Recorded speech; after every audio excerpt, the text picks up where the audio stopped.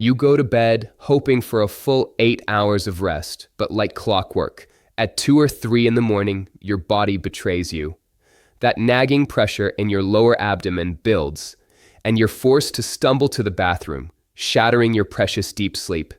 You probably blame it on that glass of water you had in the evening, or maybe just your age. But the truth is, you are not alone in this struggle.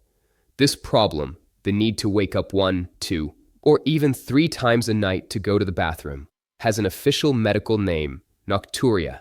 Simply put, Nocturia is any awakening at night caused by the urge to urinate. It's not just an inconvenience. It's a true sleep thief that robs you of your strength and energy for the next day. Regular viewers of our channel already know that there is an extremely effective method that helps either significantly reduce nightly bathroom trips to just 1, or in many cases, eliminate them completely. We call it the 3-2-1 method. For those who are new here or just want a refresher, I'll briefly remind you of its core principles. 3. For 3 hours before bed, we stop eating any food. Your stomach should be calm and not busy with digestion when your body is preparing for rest. 2. For 2 hours before bed, we stop drinking any liquids. This gives your kidneys enough time to filter the bulk of the water from your system before you lie down. 1. For 1 hour before bed, we begin the final preparation. We do a leg elevation. To do this, you lie on your back and place a few pillows under your legs around the calf muscle area, so that your ankles are higher than your heart. We stay in this position for 15 to 20 minutes to start, eventually working our way up to 30 minutes. This way, we help gravity drain the fluid that has accumulated in the legs during the day back into the bloodstream. After this procedure, we go to the bathroom and completely empty the bladder using a special technique called double voiding. This method has already changed the quality of sleep for thousands of our viewers. But like any effective approach, it raises many practical questions, and this video is entirely dedicated to answering them. For example, what if a doctor prescribed pills to be taken right at bedtime, but you say not to drink water for 2 hours? Won't the double voiding technique cause hemorrhoids from straining? And perhaps the most common question, is this method suitable not only for men with their age-related prostate issues, but also for women? I will try to cover these and many other questions in detail today. So get comfortable. We're starting our big breakdown. Before we dive into the details of the 3-2-1 method, let's answer the main question right away. Is this technique suitable for women? The answer is an unequivocal yes. Moreover, for many women, it is just as effective as it is for men. The causes of nocturia in women can be varied. Weakening of the pelvic floor muscles after childbirth, hormonal changes during menopause that affect the production of antidiuretic hormone, or the very same gravitational fluid retention in the legs that affects everyone. The principles behind the 3-2-1 method, managing fluid intake and ensuring complete bladder emptying, are universal and work regardless of gender because they target the fundamental physiological processes of our bodies. And now, let's go through each step of our method and answer the most pressing questions. Let's start with the number 3, no eating for 3 hours before bed. The most popular question I get on this point is, I can't fall asleep on an empty stomach. What should I do if hunger keeps me awake? Can't I at least have an apple or a glass of kefir? This is a very important and understandable question. Let's break down why this rule is so critical. It's not just about the calories. When you eat, your body initiates a complex digestive process. It requires blood flow to the stomach and intestines, increases your metabolism, and even slightly raises your body temperature. These are all processes that are the opposite of falling asleep. Your body is working, not resting. But there's a more insidious mechanism at play. When your body breaks down proteins, fats, and carbohydrates, it creates what's called metabolic water. This is pure water produced inside your body as a byproduct of metabolism. This water enters your bloodstream, increasing its volume, and your kidneys have to work once again to filter out this excess. So even a small healthy snack like an apple triggers a cascade of reactions that will ultimately lead to a full bladder a few hours later. So what can you do about the hunger?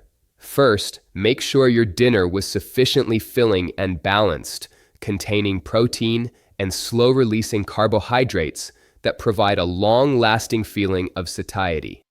Second, if hunger is truly preventing you from sleeping, it might be a sign of a habit or a psychological dependence. Try drinking a cup of herbal tea, chamomile, peppermint, but make sure you do this before the 2-hour cutoff. If the situation is critical and you must eat something, choose the most neutral option possible, like half a banana. But remember, this is an exception, not the rule. The goal is to train your body that nighttime is for rest, not for digestion. Moving on to the number 2, no drinking for 2 hours before bed. Here, the main question that concerns so many people is related to taking medication. Doctor, I have to take pills right before bed. What should I do? It's dangerous not to drink water with them, but you say I can't. This is a completely valid point, and common sense is key here. If your doctor has prescribed medication to be taken immediately before sleep, you must follow their instructions. The no drinking rule should not interfere with life-sustaining therapy. However, there's a nuance. Taking a pill doesn't mean you have to drink a full glass of water. To swallow 1 or 2 tablets, 1 or 2 small sips of water are sufficient. We're talking about 15 to 20 milliliters, not 200. Such a minimal amount of liquid will not have a significant impact on your blood volume and won't force your kidneys into overdrive. So the answer is simple: take your medications, but use the absolute minimum amount of water necessary. And another common question on this point: I can't fall asleep if my mouth is dry. What should I do about thirst before bed? A dry mouth is a very unpleasant feeling. There are a few tricks here as well. First, make sure you are drinking enough water throughout the day. Your task is to front-load your hydration, especially in the first half of the day. If you drink too little during the day, your body will demand it in the evening. Second, if the dryness occurs once you're already in bed, don't rush to drink. Try simply rinsing your mouth with cool water and spitting it out. This will moisten the mucous membranes and trick your thirst receptors without adding fluid to your stomach. Third, pay attention to the humidity in your bedroom. Especially during the heating season, the air can become very dry, which can provoke thirst. Perhaps a simple humidifier could be the solution to your problem. The next very important question is, do compression stockings replace this method? I wear them all day. This is an excellent question that shows a deep understanding of the problem. The answer is no, they don't replace it, but they complement it perfectly. Let's understand the difference in their action. Compression stockings work on the principle of prevention. They create external pressure on the veins and tissues of your legs throughout the day, preventing fluid from easily seeping into the interstitial space and accumulating there. In other words, they prevent severe edema from forming. Leg elevation before bed is a method of active drainage. It takes the fluid that has already accumulated in your legs during the day, and some amount always accumulates, even with stockings, and, using gravity, actively returns it to your general circulatory system for subsequent filtration by the kidneys. Thus, these are 2 different tools. Wearing compression stockings during the day is an excellent strategy to have less swelling by the evening. And elevating your legs in the evening is a way to get rid of what has accumulated anyway. The 2 don't interfere with each other. On the contrary, they enhance the overall effect. And the most crucial question on this point: are there any contraindications for leg elevation? Who might be harmed by this method? Yes, and this is critically important information. Despite all its simplicity and benefits, some people need to be very cautious or avoid this exercise altogether. First and foremost, this applies to people with serious cardiovascular diseases, congestive heart failure, CHF, with this condition. The heart already struggles to pump the existing volume of blood. When you elevate your legs, you return an additional 0.5 to 1 liter of fluid to the central circulation. This creates a sudden and potentially dangerous load on a weakened heart, which it may not be able to handle. Uncontrolled hypertension, the rapid return of fluid, can cause a temporary but significant increase in blood pressure. If your blood pressure is already high and not managed with medication, this can be risky. Deep vein thrombosis, DVT, or recent leg surgery. If you are at risk of blood clots, altering the blood flow could theoretically dislodge a clot. Glaucoma. Leg elevation can temporarily increase intraocular pressure. Therefore, if you have diagnosed problems with your heart, blood pressure, blood vessels, or eyes, it is imperative that you consult with your doctor before you start practicing leg elevation. Safety always comes first. Now for the number 1, leg elevation for 1 hour before bed. This part of the method generates the most technical questions. The first one is, how high do I need to raise my legs? Is there a specific angle? You don't need a protractor for this. The main and only guideline is that your ankles should be higher than your heart. When you're lying on your back, your heart is in your chest. This means that a stack of 2 or 3 regular couch pillows under your calves will usually provide sufficient height. You should feel a slight and comfortable elevation. If you feel a strain in your lower back, the angle is too sharp. If you don't feel anything, the height might not be enough. An ideal option is to lie on the floor and put your legs up on a couch or chair. Or you can even simply rest them vertically against a wall. Find a position where you can relax comfortably for 20 to 30 minutes. And one more practical question. What should I do if my legs start to go numb or I feel pins and needles during leg elevation? A slight tingling or numbness, especially in the first few minutes, can be a normal reaction to the change in blood flow. However, if this feeling is strong, painful, or doesn't go away after changing your position, it might indicate that you've pinched a nerve or a blood vessel. In this case, you shouldn't endure it. Slightly change your position, reduce the height of the elevation, or bend your knees. Your goal is comfort. If the discomfort persists with every attempt, stop the exercise and again, discuss it with your doctor. And finally, the last and very important element of our system, the double voiding technique.